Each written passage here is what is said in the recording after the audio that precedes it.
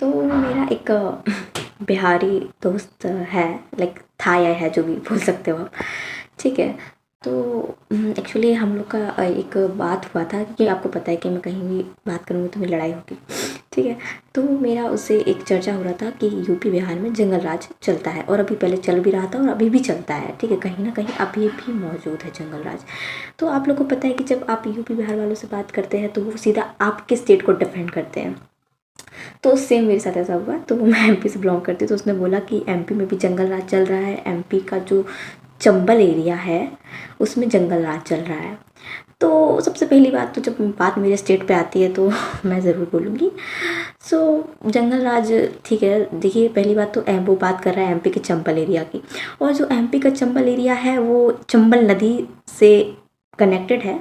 वो चंबल नदी एक स्टेट में नहीं है, वो एमपी, राजस्थान, यूपी सब में है। जैसे कि यूपी का आप देख लेंगे, आगरा, मैनपुरी और इटावा वाला एरिया जो है वो चंबल के अंतर्गत आता है। ठीक है। और सेम एज राजस्थान का जो कोटा वाला और धौलपुर कुछ एरिया टाइप है, आप लोग सर्च कर सकते हैं, फैक्ट से देख लीजिएगा, मैं आपको दिखा दूँगी।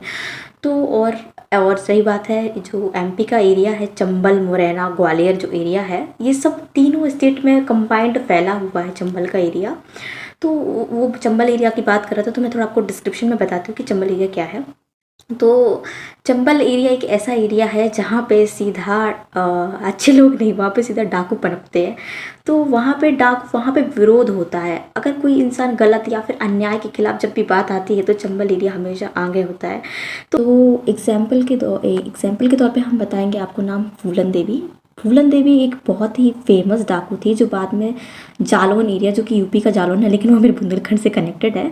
तो जो यूपी का जो जालौन एरिया से जो सांसद बनी थी फूलन देवी, वो इस चीज़ का बहुत अच्छा उदाहरण है। उनके साथ कितना गलत हुआ, अपर कास्ट वालों ने उनके साथ कितना गलत किया, लाइक उनके साथ उनका शोषण किया, उनके साथ बहुत ज़्यादा गलत किया, तब जाके वो डाकू बनी।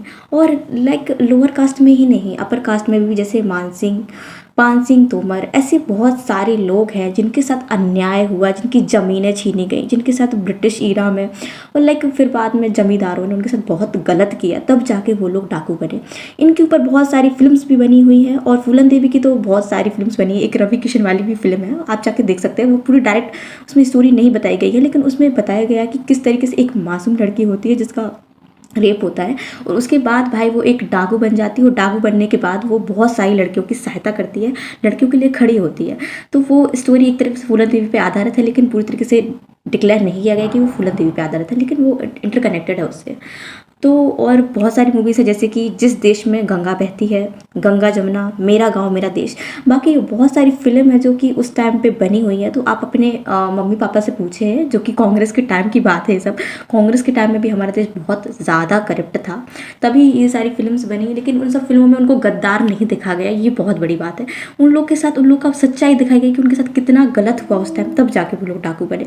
तो भाई, बोलने से पहले कि एमपी में जंगल राज था या यूपी में जंगल राज था, ये बात देखिए कि हर स्टेट में कोई ना कोई प्रॉब्लम होती है, और आपको उस प्रॉब्लम को एक्सेप्ट करना आना चाहिए।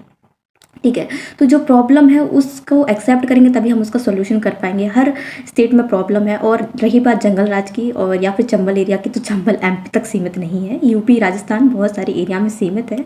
और अगर आप लोग को और भी ज़्यादा डिटेल में है तो आप लोग पूरा मूवी देख सकते हैं जो फूलन देवी पे बना हुआ है, मानसिंह पे बना गया है, पान सिंह तोमर पे बना हुआ है, उसमें बहुत सारी फिल्म्स हैं, आप उससे डिटेल लिए। लेकिन बिना जाने या समझे ये मत बोलिएगा कि एमपी में जंगल राज है। और चंबल एरिया की तो बात ही मत कीजिएगा। देखिए, अच्छे बुरे दोनों प्रकार के डाकू हो सकते हैं, लेकिन जो चंबल एरिया की बात है तो यही बोलूँगी कि वहाँ पे बहुत सारे लोग सब बहुत ज़्यादा गलत हुआ था, तब जाके वो डाकू बने थे। जन्मजात कोई डाकू नहीं होते। और मैं ये नहीं कह रही थी कि उन लोग ने सही किया, लेकिन उस टाइम वो चीज़ ज़रूरी थी। वो चीज़ ज़रूरी थी ना, ज़रूरत के हिसाब से कोई चीज़ करना गलत नहीं होता। अगर वो ऐसा नहीं करते तो कभी अन्याय के खिलाफ हमेशा आवाज़ उठाएं, अन्याय का कभी समर्थन ना करें। अन्याय के खिलाफ आवाज़ उठाना ही एक अच्छे इंसान की सबसे पहली पहचान होती है। जय हिंद, जय भारत।